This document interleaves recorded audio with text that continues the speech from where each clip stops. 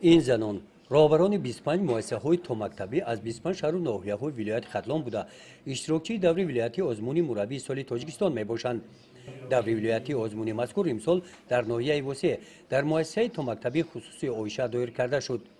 در مراسم رسمی آغاز چهاربینی رئیس ناحیه وسه اشتراک نموده سهم مؤسسه‌های تومکتبی را در تعلیم و تربیت و آمادگی کودکان به مکتب یادآور گردید. سپس آزمون شروع گردید. داوطلبان با استفاده از واسطه‌های الکترونی طبق شرط‌های آزمون در نظامنامه پیشنهاد گردیده از فعالیت مؤسسه‌های خود برآمد کردند. رفت آزمون از جانب هیئت کمیسیه مشاهده گردیده هر یک برآمد اشتراکچیان بهاگذاری کرده شدند.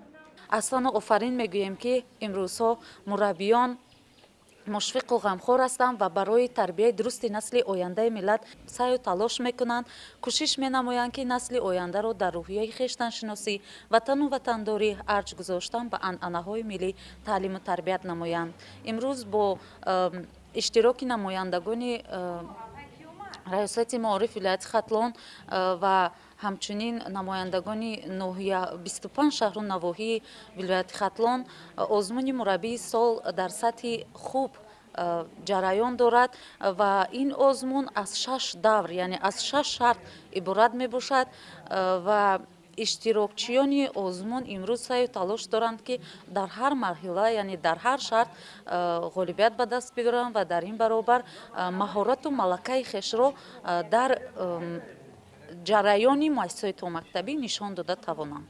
ناحیه وسه را در این آزمون مؤسسه تحصیلاتی تومکتبی خصوصی آیشه معرفی می‌نماید. این مؤسسه در ناحیه نخستین کودکستان خصوصی بوده با اشتراک پرزیدنت جمهوری تاجیکستان محترم امامعلی رحمان سال گذشته مورد استفاده قرار داده شده است. من امروز خوشبخت‌ترین مادر خودم را حس می‌کنم که در باغچه آیشه آزمون مربی سال ولایتی گذشته ایستاده است. در این آزمون نماینده باغچه ما نیز اشتراک دارد و من امید دارم که غالب می‌براید. یادآور می‌شویم که در ولایت خرلان 164 عدد مؤسسه‌های تحصیلاتی تومکتبی با فراگیری 17789 نفر کودکان و 1320 مرکز انکشاف کودک با فراگیری 52909 نفر کودکان در 1954 گروه فعالیت نموده ایستاده است. در این آزمون غالبان دور ناحیوی اشتراک دارند. دور ولایتی آزمون مربی سال تاجیکستان 2 روز ادامه یافته بهترین ها به دور جمهوریوی راه می‌یابند. گزارش خواجه نظریف خدای نظر ظهورов از ولایت خرلان برای برنامه اطلاعاتی نوید. بتوانند مسئولیت را درست و خوبتر و بهتر از خود نمایند.